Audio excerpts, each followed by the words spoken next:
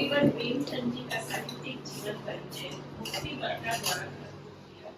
इसका पश्चात ईशानी की अपने पिताजी की समर्पित पुस्तक बाघा का सम्मानित उद्घाटन, इसमें ईशानी पर कलिकाल आकाल दुकाल पड़ा, अमृत घट बरसाया तुलसी ने, रामचरित गाले सुन ले, उद्देश्य नहीं केवल इतना, व्यवहार राम में जीवन हो, संदेश दिया है तुलसी ने।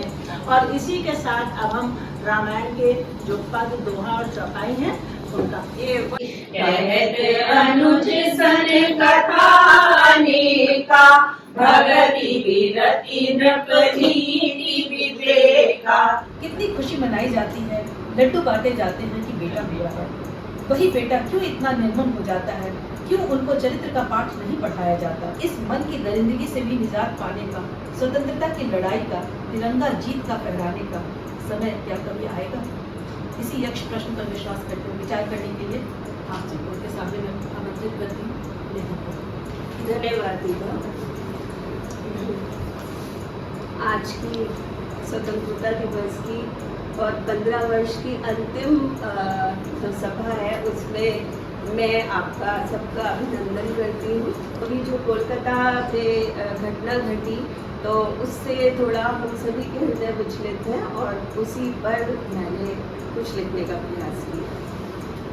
कोलकाता की दर्दनाक कलम कथा, फांसी कम है इस घिनौने अपराध की सजा।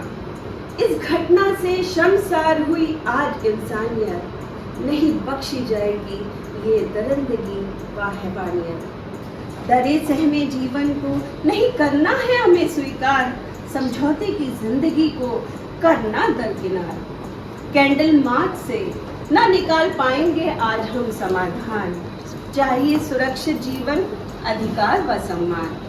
खोजनी है माँ को परवरिश में, कहाँ उससे चूक हुई, ऐसे कपूतों को शैतान बनने से रोकना होगा वही। धन्यवाद देवी, आपने बिल्कुल सही कहा।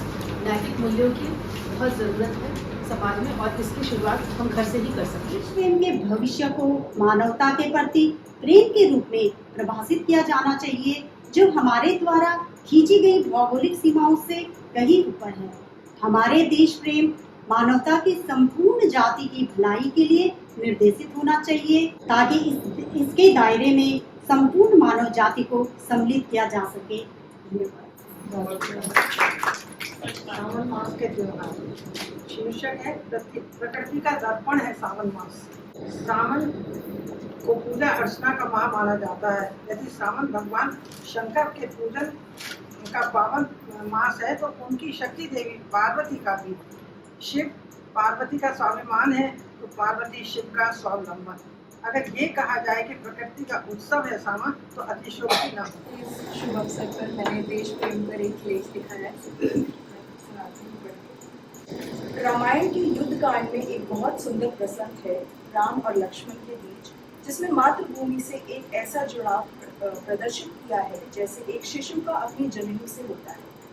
प्रसंग कुछ ऐसे है कि जब रावण का वध और माँ सीता की लंका से मुक्ति हो जाती है, तब लक्ष्मण जी राम जी से उनकी निर्विकार भाव तो जानने की उत्सुकता में पूछते हैं कि भैया, संसार का हर शक्तिशाली राजा सोने की लंका को पाने की कामना रखता है, लेकिन रावण के भय से पीछे हट जाता है।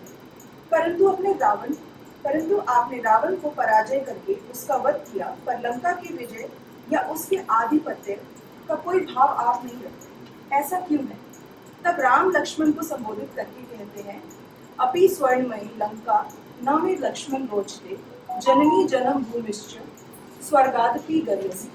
अर्थात हे लक्ष्मण, लंका यद्यपि सोने की है, किंतु जननी और मातृभूमि दोनों का स्थान स्वर्ग से भी अधिक श्रेष्ठ है।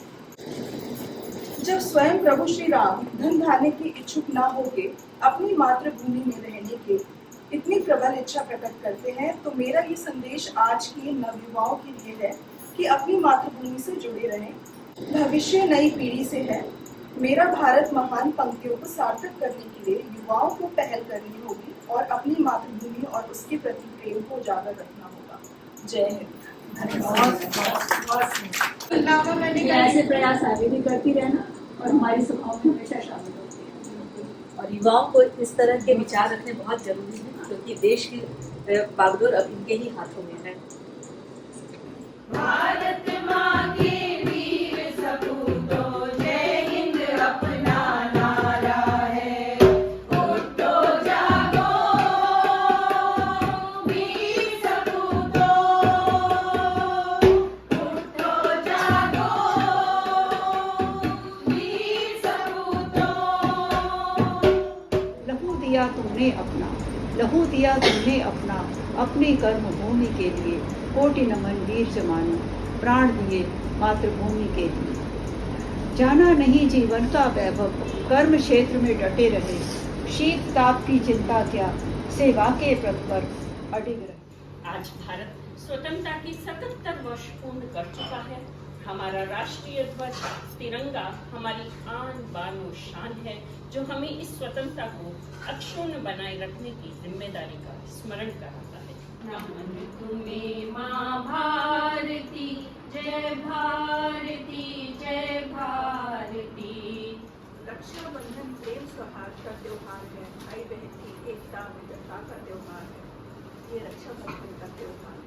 पवित्र धागे का पूजन करके मंगल कामना करती बहना, भाई की कलाई से प्यार की पक्की गांठ लगाती बहना, प्यार के मीठे वचनों से नया संस्कार देने का त्योहार है ये रक्षाबंधन का त्योहार। कल की ही तो बात है, हम दोनों लड़ाई भी करते हैं और कुछ मिनट में ही वो मेरे गले मिल लेती। गलती चाहे मेरी हो, सॉरी बोल के मुझे प्यार का एहसास देती। कल की ही तो बात है, सारी गॉसिप मैं उसी के साथ करती, उस पर वो अपनी राय जरूर देती। मम्मा तुम गलत हो ये बोल देती। कल की ही तो बात है। बचपन की यादों का चित्रहार है राखी, हर घर में खुशियों का उपहार है राखी।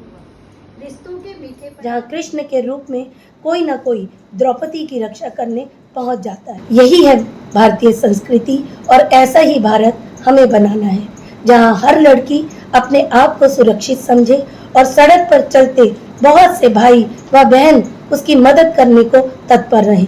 रक्षाबंधन का अर्थ तभी सार्थक होगा जब राह चलती बहन के लिए हर भाई लड़ने मरने को तैयार रहे।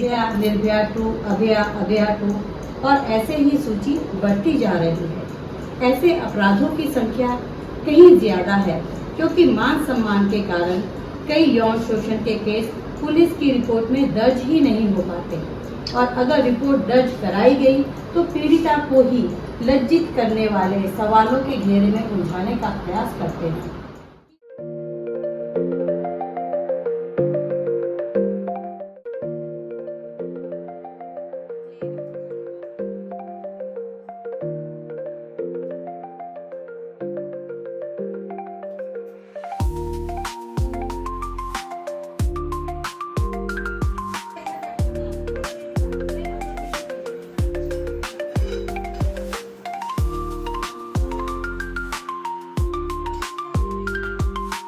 जय